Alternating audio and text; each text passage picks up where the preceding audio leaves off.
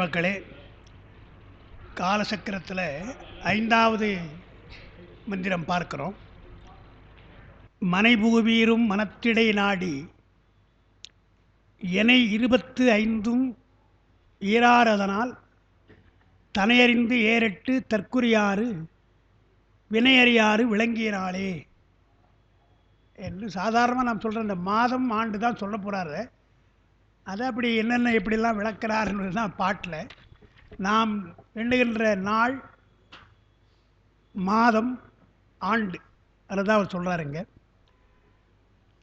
அப்போ அதை எழுதியிருக்காங்க, விளக்கமாக எழுதியிருக்காங்க. நான் அப்படியே அதை எழுதியிருக்கிறேன். ஞாயிறு வட்டம்ன்றது ஞாயிறு சுற்றுகின்ற அந்த சுழற்சி. அதில் 30 நாள் ஒரு கூறு நமக்கு தெரியும். 30 நாள் என்பது அதை 12 நாள் பெருக்கினா 360 நாள் நமக்கு. அதனால் 30 நாள் ஒரு கூறு என 12 கூறு கூடியது ஒரு வட்டம். ஞாயிற்றினுடைய சுழற்சி என்பது ஒரு ஆண்டு, அது 12 மாதங்கள் என்று நாம் சொல்கிறோம். அந்த வட்டம் சிலபோது 12 கூறும் கூட வருகின்ற 360 நாள் என்று நாம் சொல்கிறோம். மாதங்கள் கொஞ்சம் மேலே கீழே 60 நாட்கள் ஏறுற பொழுது 4-5 நாட்கள் ஏறலாம், குறையலாம். அதனால் மொத்தமாக 365 என்று மொத்தமாக வரையறை செய்துட்டான். ஒரு ஆண்டுக்கு நான் 365 இப்போ லீப் இயர் நாம் சொல்கிறோம். அதெல்லாம் 365 நாள் என்றால் 360 நாள் தான். 30 நாள் 360 தான் ஞாயிற்றுடைய வட்டம். சில சமயங்களில் அந்த 360 நாட்களோடு மேல் 6 நாளும் சில போது 4 நாளும் கூடலாம். அதை ஆராய வேண்டும். நீங்கள் அதை ஆராய்ந்து பாருங்கள். மனைபுகுவீர் மனத்திடை நாடுங்கள் என்று இந்த தற்குறியாகும் வினை அறி 6 விளங்கிய நாள் 6ஆகவும் 4ஆகவும் 120க்கு மேல் 6 பெருகலாம், 4 குறையலாம். மொத்தமாக 325 நாள். இந்த நாள் என்பது என்ன என்பதற்கு ஞாயிறு தோன்றி மறைந்து மீண்டும் எழுகின்ற வரை ஒரு நாள் நமக்கு. ஞாயிறு தோன்றி மறைதல் மட்டுமல்ல, நான் மறைதல் வச்சுடுறேன். இப்போது ஞாயிறு தோன்றி மறைகின்ற நாள் மீண்டும் வரணும். அப்போ பகல் என்பது என்ன என்றால், ஞாயிறு சூரியன் வானத்திலே காணப்படுகின்ற நாள் நமக்கு பகல்னு சொல்கிறோம். சூரியன் காணப்பட்டால் அது பகல், காணப்படவில்லை என்றால் அது இரவு. அந்த இரவு என்பது மறுநாள் வரையில் வருது இல்லையா, விடியற்கால வரையில் வருது இல்லையா. அதனால் இரவு என்பது அடுத்த நாள் வரை நமக்கு, உதயாதி வரை நமக்கு வரலாம் இரவு. அந்த வகையில் 30 கூடியது ஞாயிற்றின் பகுதி. இதனை மேடம் முதலிய ராசிகளின் தொகுதி பற்றி, ஏன்னா ராசியிலே வருவதால் சித்தாந்தத்திலையும் நம்ம அதை சொல்கிறோம். 30 நான் அதை எழுதலை, இப்போ இங்கே சொல்கிறேன் உங்களுக்கு. 33 முக்கோடி தேவர்னு சொல்கிறோம் இல்லையா. அந்த 30 முக்கோடி தேவர்னு சொன்னால் 33 முதல்ல வைத்துக்கணும். அவங்க தான் அதிதெய்வம், அவங்க தான் தலைவர்கள் 33 பேர். கோடி என்றால் அதுக்கு மேலே நிறைய இருக்கலாம், அவர்களுக்கெல்லாம் நிறைய பேர் இருக்கலாம்ன்றது. அதில் ஆதித்தர் 12 என்று ஒரு முதல்ல 12 பேர் ஆதித்தர். சூரியன் 12ன்னு. சிவஞான போரத்துக்கு பாஷ்யம் எழுதுகின்ற நம்முடைய சிவஞான சுவாமிகள் 12 நூற்பா. அந்த பாயிரத்தில், சிறப்பு பாயிரத்தில் மலதலை உலகில் மாயிரல் துமியே பலர்புகழ் ஞாயிறு படரை நல்லதைன்னு வருது இல்லையா. அந்த ஞாயிறு என்பது பலர்புகழ் ஞாயிறுன்னு சொல்லிட்டு ஞாயிறு 12ன்றார். ஞாயிறு 12 ஆதலின் சிவஞான போதும் 12 நூற்பா, ஒவ்வொரு நூற்பாவும் ஒரு சூரியன் போல என்று அவர் எழுதுகிறார். இப்போ 30 முக்கோடி தேவரில் 12 ஆதித்தர், 11 பேர் கபிலர்னுவாங்க. கபிலர்ன்றது ருத்ரர் மாதிரி, அந்த கபில நிறமுடையவர்கள். எனவே 11 பேர். அதுக்கப்புறம் அஷ்ட வசுக்கள் 8 பேர், மருத்துக்கள் 2 பேர் என்றால் மொத்தம் 33 வரும். இவங்க தான் 33 தேவர், 33 முக்கோடி தேவர் நாம் சொல்லுவோம். 33 கோடி என்றால் இந்த குரோர்ன்ற கணக்கு கிடையாது. கோடி என்றால் முடிவுன்னு அர்த்தம். அந்த முடிவுன்னு அர்த்தம். 30 முக்கோடி என்று சொன்னால் 33 ஒவ்வொருத்துக்கும். இப்போ ஆதித்தர் 12 பேர்னா மேடராசியில் ஒரு ஆதித்தர் இருப்பார். மேஷராசிக்கு வந்தால் அவர் மேடரவி, ரிஷபராசிக்கு போனால் ரிஷபரவி என்று அந்தந்த ராசிக்கு ஏற்றார் போல் அந்த ஆதித்தனுடைய பெயர் மாறும். அதனால தான் அங்கே பகன் என்றும் அந்த தக்கனுடைய யாகத்தில் வர்றபொழுது சூரியனில் 2 பேர் அங்கே வந்து, இதில் 2 பேர் போனான், அதில் 2 பேர் போனார்கள் என்று வரும். அதில் ஒருத்தருடைய கண்ணை பிடிங்கினார், ஒருத்தருடைய பல்லை பிடிங்கினார் என்று நமக்கு 2 சூரியனை சொல்லுவாங்க. அது அந்த மாதிரி 12 சூரியர் என்று இங்கே வைத்துக்கொள்ளலாம். 12 சூரியன் அல்ல, 12 ராசிக்கு அவர் செல்வதாலே 12 சூரியன். ஏன்னா ஒவ்வொன்றும் ஒரு குணம் அல்லவா, ஒவ்வொரு ராசிக்கு வரும்பொழுது ஒரு குணம் இருப்பதால். இப்போ மகர ராசி, இப்போ நமக்கு மகரத்தலை என்று சொல்லி பொங்கலுக்கு நாம் அதை சொல்கிறோம் இல்லையா, அதுபோல் வைத்துக்கணும். அதாவது ஞாயிறு மேடரவி இடரவியின் முதலாக வழங்குதல் அந்தந்த ராசிக்கு செல்வதாலே இந்த பகுதிகளை சந்திரன் முழுநிலவாய் தோன்றும் நட்சத்திரத்தை ஒட்டித்தான் ஒவ்வொரு ராசியிலும் பௌர்ணமி வருது இல்லையா, பௌர்ணமி வருகின்ற நாளை வைத்துத்தான் நமக்கு சித்திரை வைகாசி என்று வைத்திருக்கிறார். சித்திரை மாதம் என்று சொன்னால் அந்த சித்திரை நட்சத்திரம், சித்திரை நட்சத்திரத்திலும் பௌர்ணமி வரும். அப்போ சந்திரனின் பௌர்ணமியாக வருகின்ற பொழுது அது திங்கள் நாம் வைத்திருக்கோம். அதனால்தான் திங்கள் என்றால் சூரியனுக்கும் சந்திரனுக்கும் திங்கள் என்று ஒரு பெயர் உண்டு, மாதத்திற்கும் திங்கள் என்று பெயர் உண்டு பார்க்கிறோம். ஒரு இடத்துல அப்பா எழுதுகிறாங்க, திங்கள் என்பது எப்படி வந்ததுன்னு, ஞாயிறு என்பது எப்படி வந்த சொல் எப்படி வந்தது, ரொம்ப சொல்லராட்சியை எழுத மாட்டாங்க அப்பா, சிலவற்றுக்கு எழுதுவாங்க. திங்கள் என்பது மட்டும் எப்படி வந்தது என்று சொன்னால், அந்த சந்திரனுடைய அமுத கிரணம் இருக்கு இல்லையா, அமுத கிரணம், அந்த அமுத கதிர்கள் அதைத்தான் தேவர்கள் உணவாக உண்றாங்களாம், அதைத்தான் அவர்கள் அவியுணவாக உண்கிறார்கள் தேவர்கள் என்று சொல்லி, அது தீம்கள் போல அவர்கள் சாப்பிடுகிறார்கள், எனவே அது திங்கள் என்று மாறி இருக்கலாம் என்று அப்பாவுடைய கருத்து. ஒரு இடத்துல ஒரே இடத்துல அதை எழுதுகிறாங்க, ரொம்ப சொல்லராட்சி பண்ணுறது கிடையாது. இப்போ செவ்வாய்க்கெல்லாம் நமக்கு தெரிஞ்சு போகுது, செவ்வாய் ரொம்ப சிவப்பாக இருக்குதுன்னு தெரிஞ்சு போகுது, அதெல்லாம் தெரிஞ்சுக்கும். அதனால் ஒவ்வொரு திங்கள் செவ்வாய் சித்திரை வைகாசி என்பதெல்லாம் சந்திரன் பௌர்ணமியாக இருக்கின்ற ராசி, அந்த ராசின்றான்.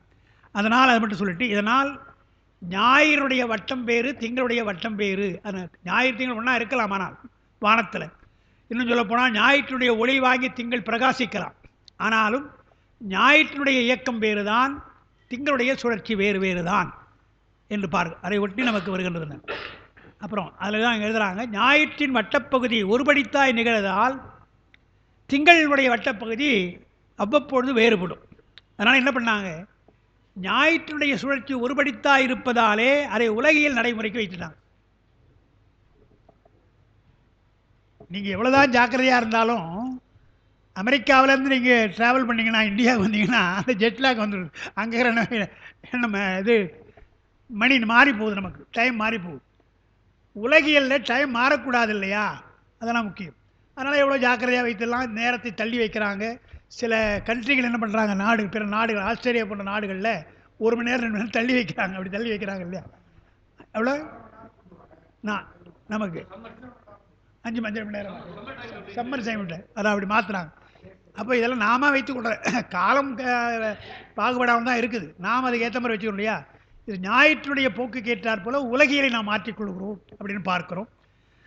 அதனால் திங்கள் என்னன்னு சொன்னால், திங்கள் வட்டப்பகுதியிலே உலகின் விளைவுகள் வேறுபடுவதாலே, பௌர்ணமி அமாவாசை என்று வேறுபடுவதாலே அதை நோன்புகள் முதலியவற்றுக்கு வகுத்து கொண்டார்கள். பௌர்ணமி போன்றவையெல்லாம் நோன்புக்கு, அமாவாசை நோன்பு, பௌர்ணமி நோன்பு, பெரும்பாலும் திருவிழாக்கள் எல்லாம் நமக்கு பௌர்ணமியில் வருவது என்றெல்லாம் திங்களுடைய இயக்கத்தை வைத்து தான் நமக்கு அருளியலாக உலகிலை கடந்த இயலாக வைத்திருக்கிறோம் பார்க்கிறோம்.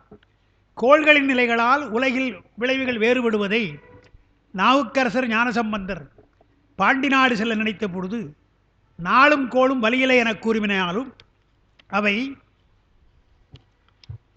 அன்னவாயினும் சிவனடியாரை வாதியாது நல்லனமாம் என்பதை வற்புறுத்தி திருப்பதிக அருளி செய்தவையானும், பின்னும் அவர் புனல்வாரத்திற்கு அருளி செய்த திருப்பதிகத்தில் பாசுரத்தில் கோட்பாலனவும் வினையும் குறுகாமை எந்தை தாட்பால் வணங்கி தலைநின்று கேட்க இவை இவை கேட்க என்று அருளி செய்தவையானும் அறியலாம்.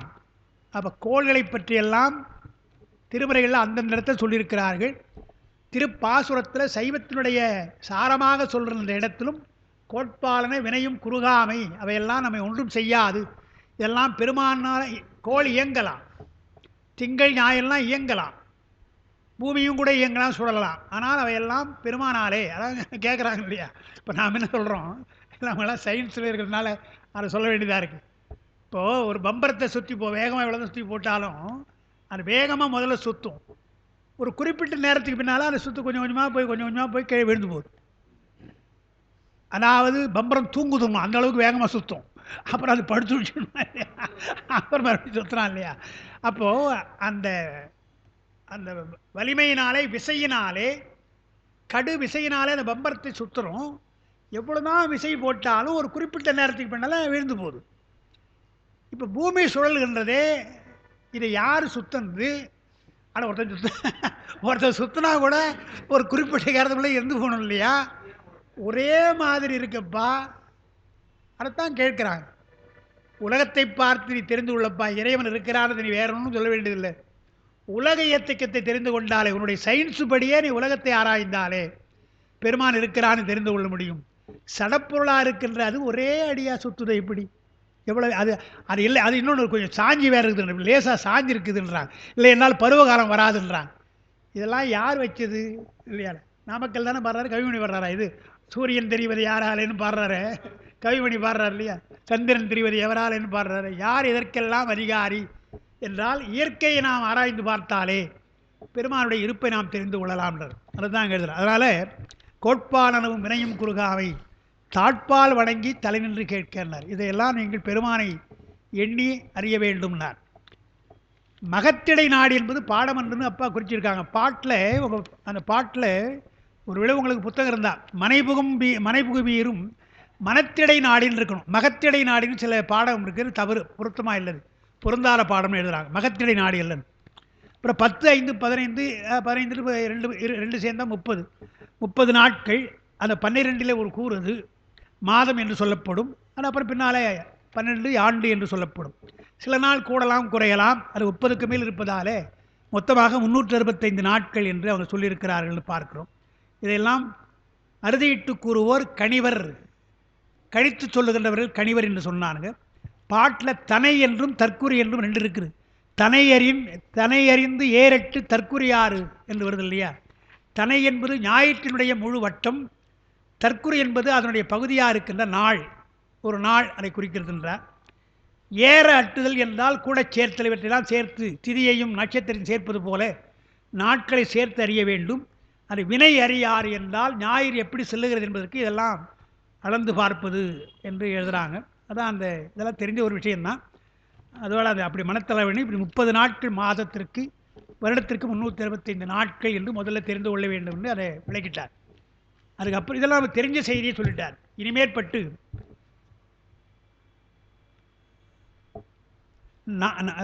சார் சொன்னதுதான், நாளும் கடந்தது 4 5, பாலம் கடந்தது 10 15, கோலம் கடந்த குணத்து ஆண்டு 32 ஆலம் கடந்தது 1 ஆர் அறிவாரே. ஆலம் கடந்தது 1, அதை யார் அறிவார் என்று சொல்றார்.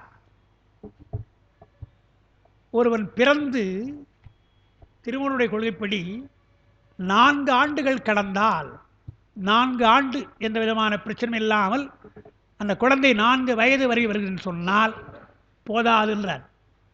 போதாது, அது இன்னும் ஆரோக்கியம் சொல்ல முடியாது. அடுத்த ஒரு 4 ஆண்டு பார்க்கணுன்றார், 8 பார்க்கணுன்றார்.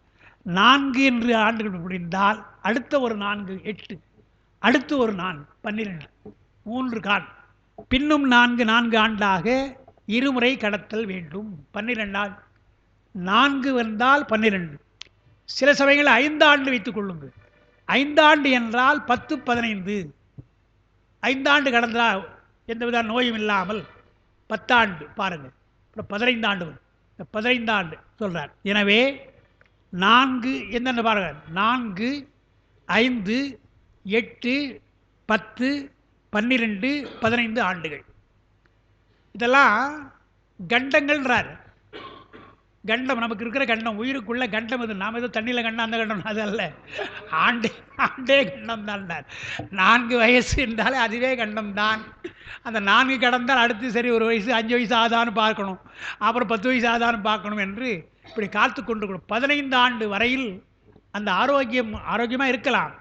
ஆனாலும் கொண்டு ஆயுளுக்கு உத்தரவாதம் இல்லை. அது இயல்பாக சொல்கிறார், எழுதுகிறார். 15 ஆண்டு வரை ஒருவன் யோகத்தை தொடங்க இயலாது. யோகத்துக்கு காலம் சொல்லிட்டார். ஏன்னா உன்னுடைய உடம்பு ஒழுங்காக இருக்கணும் இல்லையா? தொடங்கிட்டு 8 வயசுல இறந்து போட்டால் என்ன பண்ணுறது? ஏன்னா 15 ஆண்டு காலம் நீ காத்து கொண்டிருக்க வேண்டும். எனவே யோகம் செய்வது 16வது ஆண்டு தான், 15 ஆண்டுகள். எனவே அதுகாரம் வாழ்நாளை நீட்டித்துக் கொள்ளுதலும் இயலாதுன்றார். எனவே யோகத்துக்கு வாழ்நாள் அது இயல்பாக வந்தால் வரணும், இல்லைனா இல்லைன்ட்டார். அதனால் இவ்வாறு பிறந்து ஆண்டுகள் பலவாக வளர்கின்ற உடம்பினை உடையதாகாத தன்மையுடைய ஒரு பொருளால் அருள் புரியப்பட்டு.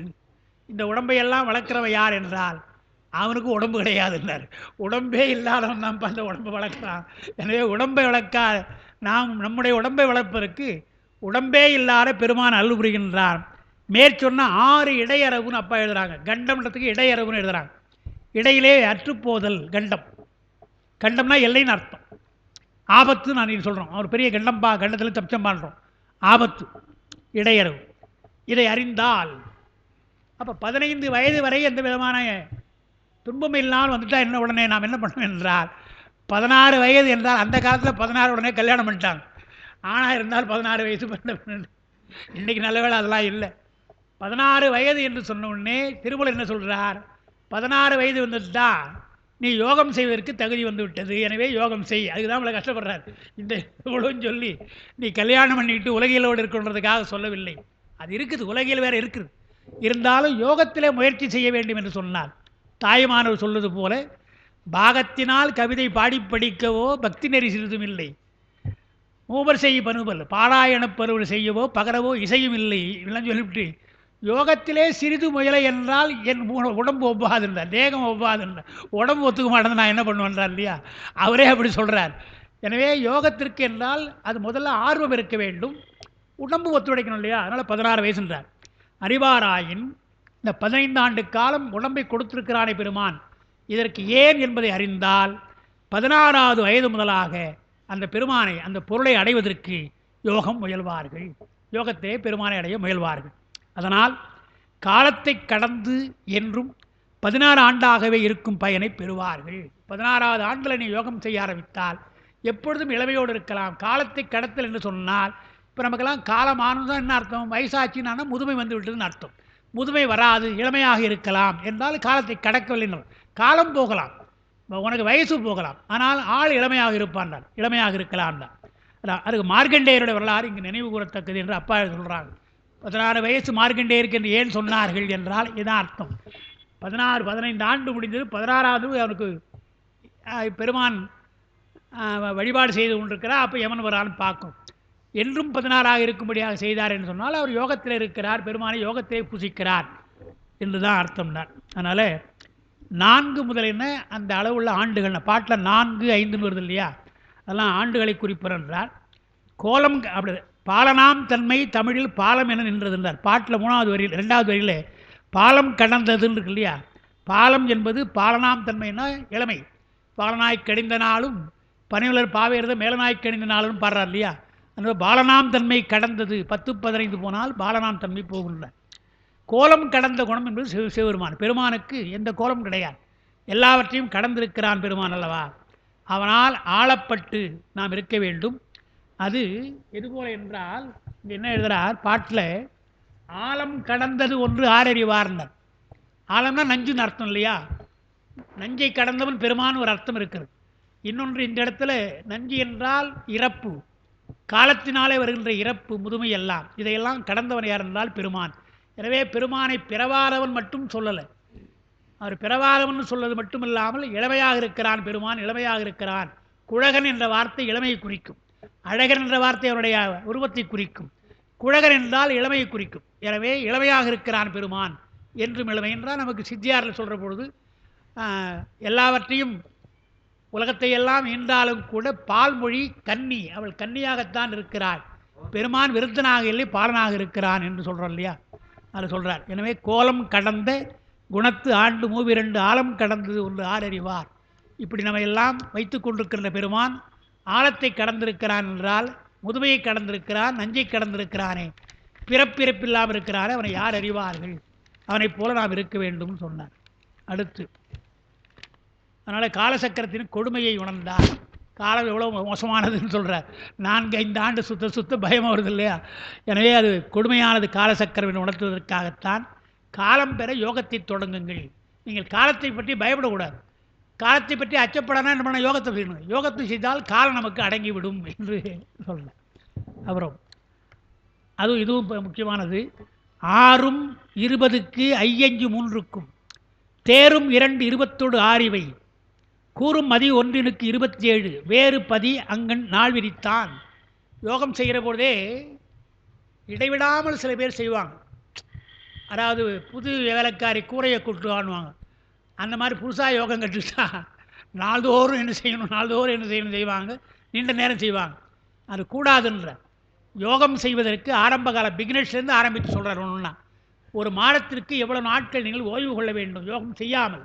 யோகத்தில் செய்யணும், செய்யாத நாட்களும் என்று ஓய்வு கொள்ளுகின்ற நாட்கள்னு எழுதுகிறார். முதல் 6 திங்கள்னார், 6 மாதம், முதல் 6 மாதம் யோகம் கற்றுக்கிறீங்க. தனித்தனி நாள்கள் 20ன்றார். 20 நாட்கள் சொல்லிட்டார். அந்த பின்னால் அப்பா எழுதுகிறாங்க, 20 நாள் என்பதை அட்டஸ்டைச்சு வேண்டியதில்லை. உங்களுக்கு 6 மாதத்துக்கு உங்களுக்கு லீவ் எடுக்கிறோம் இல்லையா, கேஷுவல் லீவ் எடுக்கிறோம் இல்லையா, 12 நாள் வருஷத்தில் டிஸ்ட்ரிபியூட் பண்ணி எடுக்கிறோம் இல்லையா, அதே மாதிரி 12 நாள் கேஷுவல் லீவ், 3 நாள் ரிலீஸ் லீவ்னு சொல்கிறாங்க. அந்த 15 நாளை எப்படி எடுக்கணும் டிஸ்ட்ரிபியூட் பண்ணி, அதே போல் உங்களுக்கு 6 மாதம் இருக்குது. அதான் 6 மாதம். அந்த 6 மாதத்தில் 20 நாள் உங்களுக்கு ஓய்வு. அந்த 20 நாள் எப்படி விடலாம் நீங்கள் ஒரு முதல் மாதம் ஒரு 2 நாள் 3 நாள் அப்படி மாற்றி மாற்றி எடுத்து ஓய்வு எடுத்துக்கொள்ளலாம் என்று சொல்கிறேன். அடுத்த 3 திங்கள், அடுத்த 9 மாதம் வரும். அடுத்த 3 திங்களுக்கு தனித்தனி நாள்கள் 25. முதல்ல 30 நாள்னார், 20 நாள், அப்புறம் 20 நாள், அப்புறம் 25 நாள். அதிகமாக போகுது நாட்கள். 3 திங்களாக இருந்தால் 25 நாட்கள். அடுத்து 2 திங்களாக இருந்தால் அடுத்த 2 நாள், அதாவது 12 வருஷத்துக்கு சொல்லுவார். 6, 3, 2, 1 12 வருஷம், 12 மாதம் இல்லையா. அதில் அடுத்த 2 திங்களுக்கு தனித்தனி நாட்களாக 26, 26 நாள் ஓய்வுன்னு. இறுதி ஒரு திங்களுக்கு 27 என்று கடைசியாக இருக்கிற மாதம் 12வது மாதம் என்று சொன்னால் அதில் 27 நாட்கள் நீங்கள் ஓய்வு கொள்ளலாம். 3 நாட்கள் யோகம் செய்தால் போதும் என்றால் பழகிறீங்க. ஒரு வருடத்தில் நீங்கள் யோகத்தை பழகிறதுனால 6வது மாதம் எத்தனை நாள் என்றால் முதல்ல 20 தான் சொன்னார். 20, அப்புறம் 25, 26, 27 என்று கூடிக்கொண்டு அந்த ஓய்வு கூறுவது இல்லையா, அப்படி நீங்கள் செய்யலாம் என்று சொல்லி இவ்வாறு இறைவன் யோகத்திற்கு நாட்கணக்கை உலகிலுக்கு வேறாக பெருமான் வகுத்திருக்கிறான். இத்தனை நாள் யோகம் புரிந்து எஞ்சிய நாட்களில் ஓய்வு கொள்ள வேண்டும்னார். யோகத்தை புரிந்து கொள்ள வேண்டும். ஓய்வு கொள்ளும் நாள் கணக்கையும் பகிர்ந்து இடையிடையே கொள்ளலாம். அதான் அப்பா எழுதுறது. ஓய்வு நாள் இருக்குல்ல, அதை பகிர்ந்து கொள்ளலாம், டிஸ்ட்ரிபியூட் பண்ணி எழுதி கொள்ளலாம்ன்றான். தொடக்கத்திலே ஓய்வு மிகுதி, போக போக ஓய்வு குறைவு என்று சொல்கிறார். இவ்வகையில் ஓராண்டு சென்ற பின் மீளத் தொடங்கும் பொழுதும் இந்த கணக்கின்படியே செய்தல் வேண்டும். ஒரு வருஷம் முடிந்த உடனே மீண்டும் தொடங்குறீங்க, மீண்டும் தொடங்கு புது வருஷம் தான். புது வருஷம் அதே மாதிரி 6 மாதம் 3 மாதம் என்று தான் நீங்கள் செய்ய வேண்டும். சரி, அதனால் பதி இங்கே வருது. பதி என்பது சிவன். கோலம் கடந்த குணத்தாண்டு என்று சொல்லி பாலம் கடந்து 10 15 ஆலம் கடந்து ஒன்றாகலாம், அது இறைவனை சொல்கிறதுன்னார். அது 7வது பாட்டு. அடுத்து 8வது பாடல். விதித்த 28 3 அறையாக தொகுத்தறி 33 தொகுமின் பகுத்தறி 18 பாராதிகள் நாள் உரித்தறி 3 2 ஒன்றின் முறையேன்னார். அதாவது திருமூலருடைய வழியில் நாம் போகிறோம்னு சொன்னால் முதல்ல சுலபமாக சொல்கிற மாதிரி சொல்லுவார். அதுக்கப்புறம் கொஞ்சம் கொஞ்சமாக அவருடைய வழி அவர் போய் அழிச்சு போயிடுவார். யோகம் செய்யுன்னு சொல்லி நாளெல்லாம் சொன்னார், இப்படிலாம் பண்ணுங்கன்னு சொல்லிட்டதுனால நாம் யோகத்துக்கு போகிறோம். சரி, இவன் யோகத்துக்கு வந்துட்டான்னு சொன்னப்பட அப்புறம் சில விதிகள். இந்த ரியல் எஸ்டேட்காரங்க என்ன பண்ணுவாங்க, அது இருக்குது இது இருக்குன்னு பிரமாதமாக சொல்லிடுவான். அட்வான்ஸ் வாங்கிட்டான்னா ஆளை பார்க்க முடியாது, அவன் சொல்கிற எந்த அம்யூனிட்டிஸும் அங்கே இருக்காது, நம்ம பார்க்குறோம் இல்லையா. அதே போல் ரொம்ப எளிமையாக சொல்லிட்டாருப்பா, நாள் ஓய்வெல்லாம் கொடுக்குறாருப்பா 6 மாதத்துக்கு என்று சொல்லி உள்ள நுழைஞ்சிட்டோம். உள்ள நுழைஞ்ச உடனே அடுத்த பாட்டு சொல்கிறவருங்க. யோகத்திலே நிற்க விரும்புகின்ற நீ தத்துவங்களை சுருக்க வேண்டும்னு. முதல்ல உனக்கு இருக்கிற கருவிகளை விடணும், கருவிகளையே குறைய வேண்டும்னார். தத்துவங்கள்னு அதாவது என்னன்றாரு, அசுத்த தத்துவங்களில் 3 நீங்களாக 28 31 தத்துவம் அசுத்த தத்துவம். ஆன்ம தத்துவம் 24, வித்யா தத்துவம் 7, 31 தத்துவம். 31 தத்துவத்தில் அது அந்த ரெண்டுமே அசுத்தம் தான். அசுத்தமாயா தத்துவம் வித்யா தத்துவம் அசுத்தம் தான், பிரகதிமாயும் அசுத்தம் தான். எனவே அசுத்த தத்துவம் 31ல் 3ஐ விடணுன்றார் பாருங்க. தத்துவம் 33 என வைத்துக்கொள்க. சுத்த தத்துவம் 5ஐயும், அது 28. 31ல் 3 போனால் 28. அப்புறம் சுத்த தத்துவம் சிவதத்துவம் 5 சேர்த்தா 33. உங்களுக்கு அப்போ முதல்ல ஆரம்பம் என்ன சொல்லிட்டார், 33 தத்துவங்களில் முதல்ல 3 தத்துவத்தை விட்டுடுட்டார், 36ல் 3 விட்டுடுட்டார். அப்போ முதல்லையே ஒரு நிபந்தனை போட்டார். அந்த தத்துவங்களை எது எதுனார், இந்திரியம் 10, சூக்கும தேகம் 8 தத்துவங்களில் இவைகளையும் நிலம் முதலிய பஞ்சபூதங்களை அடங்கி நிற்பனவாக பாவித்துக் கொள்ள வேண்டும். பாவனை என்றார். விடுதல் என்று சொன்னால் இவையெல்லாம் நமக்கு, இதெல்லாம் நமக்கு இந்திரிய ஞானேந்திரியம் கர்ணேந்திரியம் எல்லாம் தெரியும். இவையெல்லாம் பஞ்சபூதங்களிலே அடங்குவதாக பாவிக்க வேண்டும். இது என்னுடைய இந்திரியம், இது என்னுடைய ஞானேந்திரியம், இது என்னுடைய கர்மேந்திரியம் என்ற எனது என்ற எண்ணம் வருது இல்லையா, அதில் மாற்றிடுன்றார். இது எல்லாம் பஞ்சபூரத்துக்கு உரியது அப்படி வைத்துக்கொண்டா என்ன அர்த்தம், இதை விட்டுடுன்றார். அப்போ அரை மணி கொடுத்தாரு, பெரிய நிபந்தனை போட்டார் பாருங்க.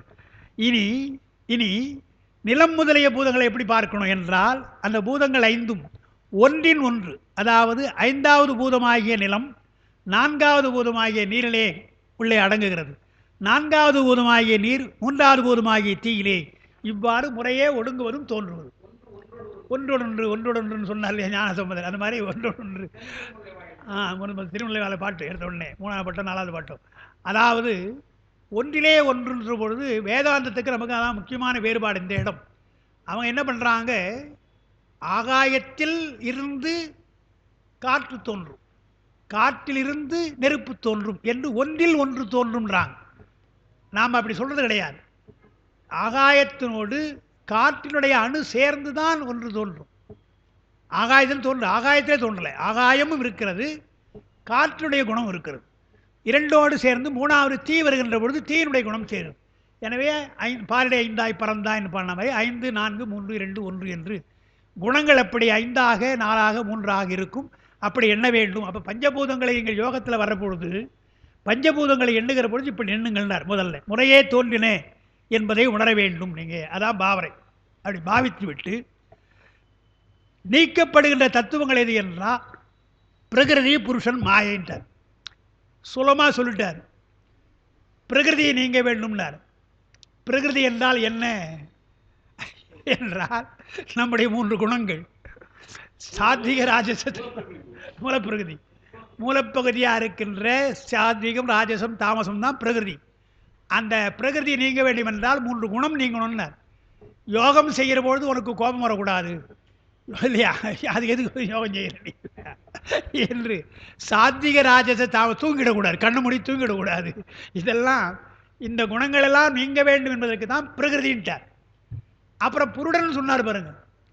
புருடன் என்றால் என்ன? 5 காலம் நியதி கலை வித்தை அராகுர்களே, அந்த 5ம் மறக்கணுன்றார். 5ஐயும் நீங்கள் காலத்தை கடக்க வேண்டும். உனக்கு வருகின்ற வரையறை வினை இன்ப துன்பம் என்ற வரையறை வந்தால் விட்டுவிடு, அதை பற்றி கவலைப்படாத. இன்பம் வந்தானே துன்பம் வந்தானே. யோகத்தில் போய் உட்காந்துனா மழை பெய்யும், ஐயோ இன்றைக்கி மழையாக இருக்குது நாளைக்கு போடணும் கூடாது சொல்லக்கூடாது. அதை பற்றி கவலைப்படாதே. நமக்கு புறப்பொருள் மாலை இப்படி வருது, வாகை பாடாண்டனையா பாடாண்டனை பற்றி தான் வருது, இல்லை வாகைத்தினா வாகைத்தினை வருது. அதாவது புறப்பொருள் மாலையில் வருது, அறிவன் பாகைன்னு வரும். அதில் ஞானிகளை பற்றி சொல்கிற பொழுது, துறவிகளை பற்றி சொல்கிற பொழுது தாபத நிலை தபுதார நிலை தாபத நிலைன்னு வரும். துறவிகளாக என்ன பண்ணணும்னு சொன்னால் குளிக்கணும்னு வருது. குளிக்கணும், சரி குளிச்சா போகுது, அது என்ன போச்சுன்னா நீரில் பலகால் மூழ்கலாம். அதாவது ஒரு நாள் இல்லை, ஒரு நாளைக்கு ஒரு நாள் இல்லை, நீரில் பலகால் மூழ்கல்னா எப்போன்னா குளிர்காலத்தில்னா இல்லையா, மார்கழி மாதம் மாதிரி இருக்குது இல்லையா, இந்த மாதிரி காலத்தில் குளிர்காலத்தில் பலகாலம் முழுகணும். சம்மர் சீசன் என்ன பண்ணணும்னா 5 தீப்பெண் நடுவில் நிற்கணும். 5 தீனா என்ன, 4 பக்கத்தில் நெருப்பு கொளுத்திடணும், மேலே சூரியன் நிற்கணும், உச்சத்தில் சூரியன். 5 தீயில் நிற்கணும்னு சொன்னால் சம்மர் சீசனில் நெருப்பில் நிற்கிறதும் குளிர்காலத்தில் தண்ணியில் கஷ்டம் இல்லையா. அப்போ என்ன அர்த்தம், அந்த குணங்களை கடக்கணுன்றார். இவையெல்லாம் கடந்தால் இன்பம் என்றோ துன்பம் என்றோ வெப்பம் என்றோ குளிர் என்றோ தெரியாத நிலைதான் அந்த புருடன் என்ற நிலை மாறுதல். அப்புறம் மாயை சொல்ல வேண்டிய அவசியமே கிடையாது இல்லையா. யோகத்தில் கண்ணு மூடிக்கொண்டிருக்கும் பொழுது ஏதாவது ஒரு சவுண்டு கேட்குதுன்னு சொன்னால் திறந்து பார்க்கக்கூடாது. சமையல் கட்டில் வாசனை அடிக்கினா என்ன ஏதோ சொல்கிறையான்னு கேட்கக்கூடாது. இதெல்லாம் கடக்க வேண்டும். மாயை என்று வெளியிலே இருக்கிற மாயை நீங்க வேண்டும் என்றால் முக்கியமாக பெண் இன்பம் போன்றவற்றையெல்லாம் கடப்பது என்று 3 தத்துவங்களை சொல்லிட்டார். அப்போ யோகத்துக்குள்ளே என்ட்ரன்ஸ் டெஸ்ட்டே எவ்வளோ கஷ்டமாக இருப்பார் இல்லையா, எவ்வளோ கஷ்டமாக வச்சுட்டார். தனித்தத்துவமாக கருதப்படும் சிறப்பில் ஏன்னு சொல்கிறாருன்னா, பிரகிருதியோ புருடனோ மாயோ தனித்தத்துவம் அல்ல, நமக்கு கருவியாக வரலை. அதெல்லாம் வேறு வகையாக குணங்களாக காலம் நீதி கரையாக வரதுனால அதெல்லாம் நீங்களாம், தவறு கிடையாதுதான், வரையறை செய்ய வேணும். அதாவது அறை என்றால் குறைக்கப்படுதல், தத்துவங்களை குறைத்தல் தான். 3 அறையாக 28 28 என்பது 28 உளப்பட 33 சுத்த தத்துவம் 5 10 இந்திரியம் 10 8 தன்மாத்திரை 5 மனோகங்காரம் புத்தி 3 சித்தம் என்பது பிரகிருதியாக அடங்கி விடுகிறது. ஆன்ம தத்துவம் அனைத்தும் பஞ்சபூதங்கள் அளவாக ஏற்றல் விளங்கும். இப்போ இதெல்லாம் நீங்கள் படித்த பின்னால் ஆன்ம தத்துவம் விரிவாக சொல்வதெல்லாம் பஞ்சபூதத்திலே அடங்கி விடுகின்றது. ஏன்னா தன்மாத்திரைன்னா அதுதான் பஞ்சபூதமாக நமக்கு இருக்குதுன்னு பார்க்குறோம். சுவையொளி ஒரு ஓசனாட்டம் இருந்தால் அதுதான் பஞ்சபூதமாக இருக்குன்னு பார்க்குறோம். எல்லாமே பஞ்சபூதத்திலே தன்மாத்திரை ஞானேந்திரியம் கர்மேந்திரியங்கள் எல்லாம் பஞ்சபூதத்தில் அடங்குவதால் தான் இங்கே அப்பா எழுதுவாங்கது. அதனால்தான் உலகம் என்று சொன்னால் நாம் சாதாரணமாக எல்லாருக்கும் தெரிவித்துக்காக உலகம்னு சொல்கிறோம். ஆனால் இயல்பாக சொன்னால் எப்படி சொல்ல வேண்டும் என்றால் பஞ்சபூத பரிணாமம்னு சொல்லணும். அதனால்தான் தொல்காப்பியர் என்ன பண்ணார், இவ்வளோ விஷயத்தை வச்சு தான் தொல்காப்பியர் என்ன பண்ணார், உலகம்னு சொல்லாமல் நிலம் நீர் தீ வழி விசும்பொடு 5 கலந்த மயக்கம் உலகம் என்ப. தொல்காப்பியத்தில் உலகம் என்று பார்த்தால் இப்படி பஞ்சபூத பரிணாமம் பார்க்கும் பொழுதுதான் பஞ்சபூதங்களெல்லாம் நம்மை விட வேறானது, உயிரை காட்டிலும் வேறானது என்ற விலகல் வரும் நமக்கு. இல்லை என்றால் ஆசை வரும் என்பதனால தான் யோகத்தில் உயிர் யோகத்துக்கு போகின்ற பொழுது இவையெல்லாம் நீங்குவதற்காக அதை பஞ்சபூதம் நிலம் நீர் தீ வழி விசும்புடு 5 கலந்த மயக்கம் உலகமாதல் என்று சொன்னார் தொல்காப்பினார். திருமுறைகளில் நீங்கள் பார்த்தீங்கன்னா பிற இடங்களிலும் உலகம் பஞ்சபூத பரிணாமம், இந்த பஞ்சபூதம் எத்தனை இடத்துல சொல்கிறாங்க.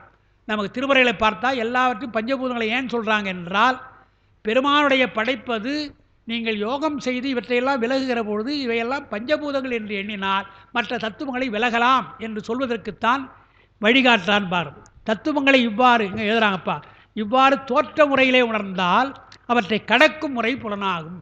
எப்படி தோன்றியது, எப்படி நமக்கு வந்தது என்று சொன்னால் அதை விலக்கி விடலாம். எப்படி வந்ததுனே தெரியும்னா விளக்க முடியாது. இப்படித்தான் வந்திருக்கிறது பஞ்சபூதங்கள் என்றால் இப்படி விலகுகிறார். எப்படி விலகணும் என்றால் கடைசியாக இருப்பது நமக்கு நிலம்தான். நான் அடிக்கடி சொல்கிறது, நிலம் என்ற ஒரு தத்துவத்தை விலகியதால் முதல் அடிப்படை. எனக்கு நிலம் கிடையாது, இது அடிப்படையாகும்.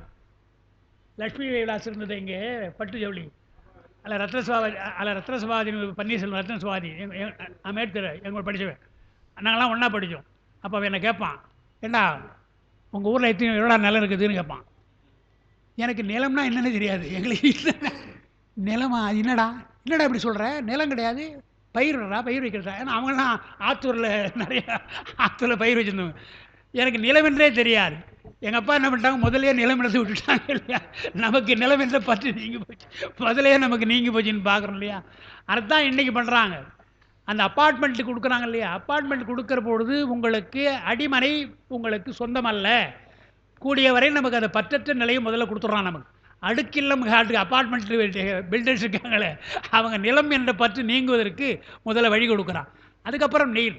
நான் எப்படி சொல்கிறது, நிலம்ன்றா இந்த நிலம் தான் எல்லாம் இருக்க, வீடெல்லாம் இருக்க முடியுமா, இருக்கின்றது. ஆனால் நிலம் என்று சொன்னால் வாசனைன்னு ஒரு அர்த்தம் இருக்குது. நிலத்தினுடைய குணம் வாசனை. நமக்கு அந்த வாசனை இருக்கு இல்லையா. நீங்கள் சென்ட்டு போய் வாங்குறாங்களே, சிங்கப்பூரில் போய் வாங்கினாங்களா, அடிச்சு பார்ப்பான், இது மல்லிகை மாதிரி இருக்குது, இது முல்லை மாதிரி இருக்குது, ரோஜு மாதிரி இருக்குது, எது என்று அந்த ஃப்ராக்ரன்ஸ் பார்க்குறான் பாருங்க. அந்த வாசனை எல்லாம் பவுடர் கூட வச்சிங்க, பவுடர் வச்சிங்க, எத்தனை பவுடர் பார்க்குறோம். அந்தந்த வாசனை பார்க்குறோம் இல்லையா. அந்த வாசனை எல்லாம் நிலத்தினுடைய சம்பந்தப்பட்டு, அந்த வாசனைக்கு ஈடுபட்டால் உங்களுக்கு நிலம் இன்னும் நீங்கவில்லைன்னு தான் அர்த்தம். அப்படி கொஞ்சம் கொஞ்சமாக நமக்கு நீங்கணுன்ற நிலம்னா அதான் அப்பா சொல்லுவாங்க.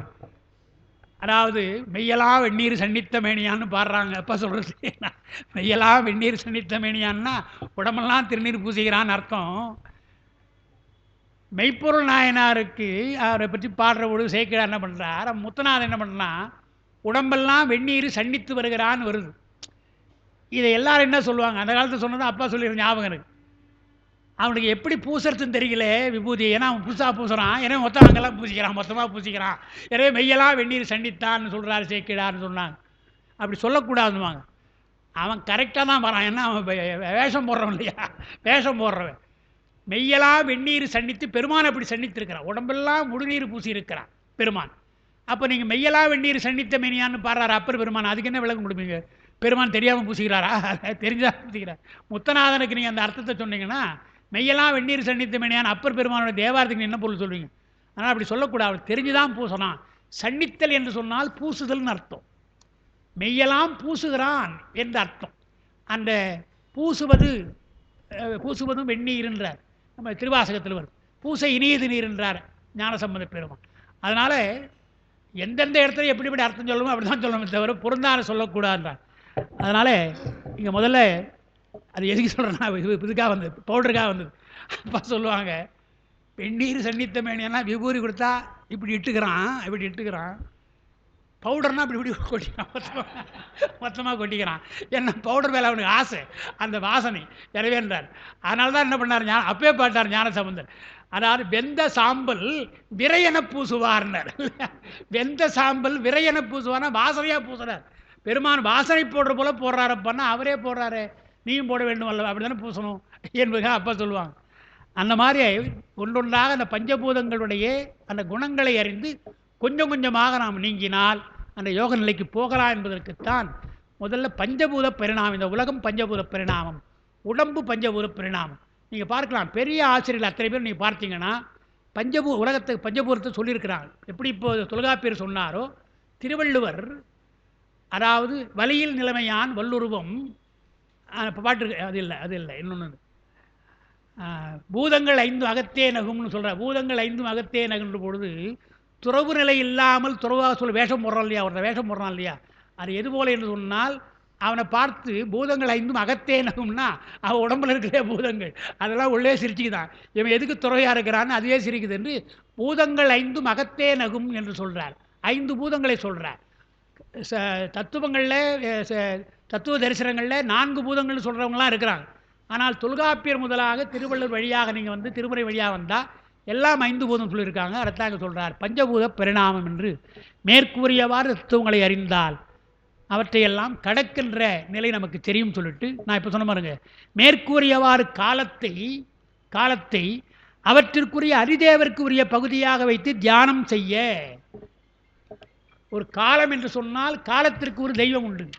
நீங்கள் இதெல்லாம் ஆச்சரியமாக இருக்கிறது. தொல்காப்பியம் படிக்கிற போது அப்போல்லாம் எங்களுக்கு புரியாது. தத்துவெல்லாம் படிக்கிற போது தான் தொல்காப்பிய உரையாசிரியர்கள் ஆழமாக எழுதுக்கான்னு புரியுது. காலம் உலகம் உயிரே உடம்பு என்று ஒரு நூற்பா உண்டு. அந்த நூற்பாவில் என்ன சொல்கிறாருன்னு சொன்னால், காலம் என்று சொன்னால் கால தேவன் எழுதுகிறாங்க. சொல் என்று வருது, நாமகள்னு எழுதுகிறாங்க. சொல் என்றுக்கு நாமகள் சரஸ்வதினு எழுதுகிறாங்க. யார் இளம்பூரணப்படி எழுதுகிறார், நச்சினாருக்குன்னு எழுதுகிறார். அப்போது சொல் என்று சொன்னால் சொல்லுக்குள்ள அதிதெய்வம் யார், அதைத்தான் நாம் வணங்க வேண்டும் என்று. அப்போது அதிதெய்வமாக வணங்கலாம், அப்படி பாவிக்கலாம் என்றுதான் இங்கே நம்முடைய திருமலர் சொல்லுகிறார்னு பார்க்கிறோம். காலத்தை அவற்றிற்குரிய அதிதேவர்க்காக உரிய பகுதியாக வைத்து தியானம் செய்ய அவ்வப்பொழுது செய்தால் காலத்தால் பாதிக்கப்படாமல் காலதேவனை எண்ணி வழிபட்டால் காலகாலனாக இருக்கின்ற பெருமான் வேறு, அவனை வணங்குகின்ற நோக்கம் வேறு. நமக்கு நல்ல காலம் வர வேண்டும், காலம் சரியாக இருக்க வேண்டும். தீய காலம் வந்தால் நல்ல காலம் வர வேண்டும் என்று சொன்னால் அதிதேவதைகளை நீங்கள் வணங்கலாம். ஏன்னா அதிதேவதைகள் எல்லாம் பெருமானுடைய ஆணையால் வருவது என்றுதான் ஆகமங்கள் அப்படி சொல்லப்பட்டிருப்பதை நம்ம பார்க்கிறோம். காலத்தை யோக முறையில் பகுத்துணரும் யோகி அவற்றை கடப்பதற்கு தத்துவங்களின் முறையும் உணர்தல் வேண்டும். காலத்தை கடக்க வேண்டும் என்று ஒருவன் விரும்பினால் முதல்ல தத்துவங்களை அறிந்து கொள்ள வேண்டும். அப்போ தான் கொஞ்சம் கொஞ்சமாக நம்ம அந்த முடிச்சு அவிழ்க்க வேண்டும். 36 முடிச்சு இருக்கு இல்லையா, 36 முடிச்சில் கொஞ்சம் கொஞ்சமாக அவிழ்க்க வேண்டும் அல்லவா. அதில் முதலாவதாக இருக்கின்ற பஞ்சபூதம், அதில் இருக்கின்ற ஒன்று நிலம், அது போன்ற முடிச்சு கொஞ்சம் கொஞ்சமாக அவிழ்த்து யோகத்துக்கு செல்லலாம் என்று வருது. இன்னொரு பாட்டு பார்த்துடலாம். முறை ஆராய்ந்து முயன்றீராகில், இப்படியெல்லாம் இதுபோல் முறை ஆராய்ந்து என்றால் இதுபோல் கொஞ்சம் கொஞ்சமாக தத்துவங்களை ஆராய்ந்து முயன்றிலராகில் இறை யாருக்கும் இருக்க அரிது, மறையது காரணம் மற்றொன்றுமில்லை, பறையறியாது பணிந்து முடியேன்னார். ஏன் மறைவாக சொல்லியிருக்காங்க, இதை என்ன வெளிப்படையாக சொல்லலாம் இல்லையா என்றால், வெளிப்படையாக சொன்னால் யோகத்தை செய்யாதவர்கள் கூட ஏதோ கொஞ்சம் செய்துவிட்டு நான் பெரிய யோகின்னு சொல்லிக்குவாங்க. எனவே அப்படி தானே இருக்கிறாங்க பல பேர் பார்த்தீங்கன்னா, நிறைய பேர் இருக்கிறாங்க. அதான் சொல்கிறார், என்ன சொல்கிறார், யோகத்தை இங்கே சொல்லுகின்ற முறையிலே அதான் வழிகாட்டுறார், திருமூலர் வழிகாட்டுகிறார். யோகத்தை செய்ய வேண்டும் என்றால் இந்த முறையிலே பயிலாது தாமே அறிகின்ற முறையினார். எத்தனையோ முறை சொல்கிறாங்க. நான் இங்கே கூட சொல்லியிருக்கேன், நம்ம பிராணாயாமம்லாம் சொன்னோமே, அப்போ சொன்ன பொழுது பிராணாயாமத்தை பற்றி பல்வேறு வகையான விளக்கங்கள், நீ மற்றெல்லாம் விட்டுருங்க. அஷ்டாங்க யோகத்தில் ஆசனங்கள் பல, அதில் சிறந்த ஆசனம் என்று சொல்கிறது பத்மாசனம், வஜ்ராசனம், கூர்மாசனம் சொல்கிறாங்க. அதெல்லாம் நம்ம ஏற்றுக்கிறோம். பிராணாயாமத்தை பற்றி சொல்கிற பொழுது ரேசகம் பூரகம் என்று கும்பகம் என்று சொன்னால் கும்பகத்தை பற்றி கருத்து வேறுபாடு இருக்குது. பூரித்தல் என்று சொன்னால் பூரகம், மூச்சை இழுக்கிறோம். பிரீத் இன் என்று உள்ளே இழுக்கிறோம். இழுத்து கும்பகம் என்றால் மணிப்பூரகம் என்ற இடத்துல நிறுத்துகிறோம். இதுதான் கும்பகம் நாம் சொல்கிறோம். அப்புறம் ரேசகம்ன்றது வெளியே விடுறோம். ஆனால் விவேகானந்தர் என்ன சொல்கிறார் என்றால், மூச்சை இழுத்துடுறேன், மூச்சை விட்டுடுறேன். கும்பகம் என்பது உள்ளே இல்லை, வெளியிலே இருக்கிறது. வெளியில் இருக்கிற காற்றை இழுக்காமல் அப்படியே பேசாமல் இருக்கணும். பூரகம் இருக்கக்கூடாது, ரேசகம் இருக்கக்கூடாது, பேசாமல் அப்படியே இருக்கணும். இருந்தால் அதுதான் கும்பகம் என்று, அதாவது இங்கே போகிற கும்பகத்தை தாங்கிறது அது இல்லைன்றார். அதுபோல் பிராணாயாமத்தில் இன்னும் சிலதெல்லாம் இருக்குது. நம்ம அப்போ சொன்னோம் பிராணாயாமத்தை பற்றி பல்வகையான கருத்து வேறுபாடு இருக்குது. அதுபோல் யோக முறையிலே இன்றைக்கு நீங்கள் பார்த்தீங்கன்னா, முக்கியமாக நம்ம இந்த ஜக்கி வாசுதேவன்லாம் இருக்காங்களா, அவங்க என்னென்ன பண்ணுறாங்க, யோகம் என்று சொன்னால் பேசாமல் கண்ணு மூடிக்கிட்டு இருன்றாங்க. பேசாமல் இருக்கிறது எப்படி சார், அப்படி தான் இருக்கணுன்றான். எதை பற்றி எண்ணாதுன்றான். விவேகானந்தராவ் என்ன பண்ணார், ஏதாவது இந்த மாதிரி ஒரு சுவர் இருக்க, வெள்ளை சுவர் இருக்கட்டும், அதில் ஒரு கருப்பு புள்ளி வச்சுக்கோ, அந்த கருப்பு புள்ளியை பார், இல்லையா ஒரு விளக்குடைய சுடரை பார் என்று ஏதோ ஒன்று சொன்னார். இவங்க என்ன பண்ணுறாங்க, கண்ணை மூடிட்டு பேசாமல் இருக்கின்றாங்க. மனம் என்பது பேசா இருக்காது, எதையாவது ஒன்றை பற்றும். குரங்கு மாதிரி ஏதாவது ஒன்றை விட்டு ஒன்று பற்றினார் தாய்மார், அது நமக்கு தெரியும். அதனால் அது கலைஞர் கூட ரொம்ப அழகாக ஒன்று சொன்னார், எனக்கு ஓய்வு என்பது என்ன என்று சொன்னால் இன்னொரு வேலையினர். அண்ணன் சொன்னது ஆனால் ஓய்வு என்று ஓய்வாக பேசாமல் இருக்கிறதில்ல, இன்னொரு வேலை படிச்சுட்டு இருக்கேன், எழுதுவது தான் எனக்கு ஓய்வுன்னார். அந்த மாதிரி அவங்க சொன்னாங்க இல்லையா, அதே மாதிரி நாம் எண்ணுகிற பொழுது அவங்க பெரியவங்க அதை சொல்லித்தான் இருக்கின்றார்கள். அதாவது மனசுக்கு எது ஓய்வு என்று சொன்னால், ஏதாவது ஒரே பொருளை பற்றினால் அதுதான் ஓய்வு. இப்போ நமக்கு என்ன ஆகுது, பல எண்ணம் வருது, சார் மணியாகி போச்சே, ஏழாகி போச்சே, முடிவு போகுதுன்னு பல பேர் நினைக்கிறீங்க இல்லையா? இல்லைதானே, உண்மைதானே? ஏன்னா மனசுக்குள்ள அது வந்துடும், நான் எனக்கும் சீக்கிரம் முடிக்கணும்னு இருக்குது இல்லையா என்றால் இது மனத்தினுடைய கோளாறு. ஒன்றை எண்ணமாக அப்படியே தானே இருக்கணும். அதை எப்படி சொல்கிறாங்க, சாப்பாட்டுக்கு சொல்கிறாங்க. சாப்பிட தெரியுமான்னு கேட்குறாங்க. என்னங்க இதை போய் கேட்குறீங்களேன்னா, நமக்கு தெரியாது, சாப்பிட தெரியாது. என்னென்னா ஏதோ ஒன்று சாப்பிட்றேன்னு சொன்னால் அது எப்படி இருக்குது, என்ன சுவையா, கசப்பா, காரமா, அது மாட்டு கோழி முழுகிட்டா அது என்ன சாப்பாடு? அரைத்து மெல்ல ரொம்ப அழகாக சுவைத்து சாப்பிடணும், நல்லா இருக்குது என்று சாப்பிடணும், அதான் சாப்பிடுதல் என்றால் அதோடு ஒன்றி போக வேண்டும். உணவோடு நீங்கள் ஒன்றி போக வேண்டும்ன்றாங்க இல்லையா, அதுபோல் மனம் இருக்கு இல்லையா, ஏதாவது ஒன்றிலே ஒன்ற வேண்டும், அதுதான் யோகம்ன்றாங்க. ஒன்றுமே இல்லாமல் இருப்பது யோகம் அல்ல, கிளீன் ஸ்லேட்டாக இருக்கு இல்லையா, அது யோகம் அல்ல என்பது நம்முடைய கொள்கை. அவங்களாம் பௌத்த கொள்கை தான் அவங்களாம் பெரும்பாலும் சொல்கிறாங்க. அமைதியாக இருக்கணும், சூன்ய ஞானம் என்று அவங்க சொல்கிறாங்க இல்லையா, அந்த சூன்ய தியானம் சுக்கரி தியானம் செய்ய வேண்டும்னு அவங்களாம் சொல்கிறாங்க. அது நமக்கு பொருத்தமல்ல. அதனால் முறை ஆராய்ந்தால், தாம் இந்த முறையில் ஆராயாமல் அவர்களே அறிந்தவாறு முயன்றால் ஒருவருக்கும் காலத்தை வெல்ல முடியாதுன்ட்டார். திருமூலர் சொல்லுகின்ற இந்த வழியில் போகவில்லை என்றால் காலத்தை உங்களாலே வெல்ல முடியாதுன்றார். இவற்றை மறைவாக பெரியவர்கள் கூறுவதற்கு என்ன காரணம், மறையது காரணம்ன்றார் மூணாவது வரி இல்லையா. ஏன் மறைவாக சொன்னார் என்றால், யோகத்தோடு சிறிதும் இயல்பில்லாதவரும் தம்மை யோகி என்று வாய்ப்பறை சாற்றி பெருமை பேசிக்கொள்ளாமல் இருக்கவே. கொஞ்சம் தூரம் பிராணாயாமம் கொஞ்சம் பண்ணிவிட்டு நான் தான் யோகின்னு சொல்லுவோம் இல்லையா, அவனுக்காக தான் சொல்கிறார். இதெல்லாம் மறைத்து சொன்னார். அப்போ மறைத்து ஏன் சொன்னார்கள், புண்ணிய சொல்கிற ஒரு விஷயம்தான்.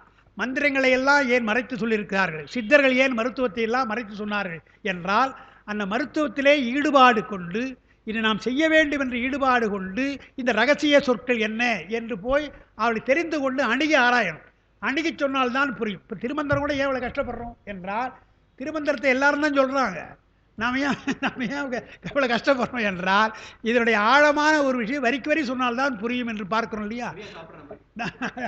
சரியா அரைச்சி ஸ்மெல்லு சாப்பிட்ற மாதிரி, நொறுங்க தின்றால் 100 வயசு மாதிரி தானே, அப்படி தான் வைத்துக்கிறோம். அதனால் அந்தந்த நூல்களை எப்படித்தானே படிக்கணும். அதுபோல் மந்திர நூல்கள், யோக நூல்கள்லாம் அப்படித்தான் படிக்க வேண்டும்.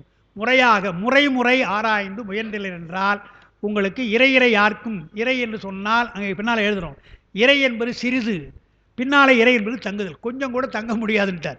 இறை யாருக்கும் கொஞ்சம் கூட இங்கே இருக்க முடியாது என்றால் காலத்தை வெல்ல முடியாது, சீக்கிரம் போயிடும்னு அர்த்தம். என்னப்பா நான் யோகம் செய்கிறேனே ஏன் போயிட்டு வாருன்னா, அவர் சரியாக யோகம் செய்யலைன்னு அர்த்தம். அப்படி பார்க்கணும். விருப்பமுடையவர்கள் தக்காரை அணுகி பணிந்து கேட்டு முயன்று கருத்தை முடிக்க வேண்டும் என்பதுதான் காரணம். விருப்பம் இருந்தால் அந்தந்த குருவை நாடுவார்கள், யோக குருவை நாடி அதை அறிந்து கொள்வார்கள் என்று சொன்னார். இறை என்றதால முன்னது சிறிது, அடுத்தது பின்னது தங்குதல் என்று அர்த்தம். இருத்தல் என்றால் உலகாதல். முடி என்று வார்த்தை வருது அங்கே, முடியதுன்னு. பணிந்து முடியேன்னு வருது இல்லையா, முடிதல் என்பது கருதுதல். தக்கார் வழியை கேட்டுத்தான் காலத்தை வெல்ல முடியும் என்று யோகத்திலே தகுந்த யோக குருவியை நாடி காலத்தை வெல்லுகின்ற முறையை நீங்கள் தத்துவங்களை கொஞ்சம் கொஞ்சமாக விட்டால், விடுதல் தொடங்கினால் யோகம் உங்களுக்கு சித்திக்கும் என்ற அந்த ஒரு கருத்தோடு நாம் இன்றைக்கு நாம் நிறைவு செய்யலாம். 9 பாடல் நமக்கு முடிஞ்சிருக்குது. 10வது மந்திரத்தை நாம் அடுத்த மாதம் நாம் சிந்திக்கலாம் என்று கூறி, அருமையான அந்த வாய்ப்பை தருகின்ற வைக்கலாம். பிப்ரவரி 9. ஆமாம், பிப்ரவரி 9 வெள்ளிக்கிழமை வருது நமக்கு. அடுத்த பொங்கல் கழித்து பிப்ரவரி 9ஆம் தேதி அருமையான வாய்ப்பை தருகிற நம்முடைய வருதா 9 அமாவாசை. ஆமாம், சரி. சிவஞான அருள்நெறி அறக்கட்டளை நிறுவனர் ஞானமையா அவர்களுக்கு நன்றி கூறி, நம்முடைய ஓய்வாக வந்திருக்கின்ற நம்முடைய திருமுறை அருட்பணி அறக்கட்டளை சபையை செம்பல் அன்பா அவர்கள் மற்றும் அரங்கத்தில் இருக்கின்ற அத்தனை சிவநேய செல்வர்களுக்கும் நான் நன்றி கூறி அமைகின்றேன்.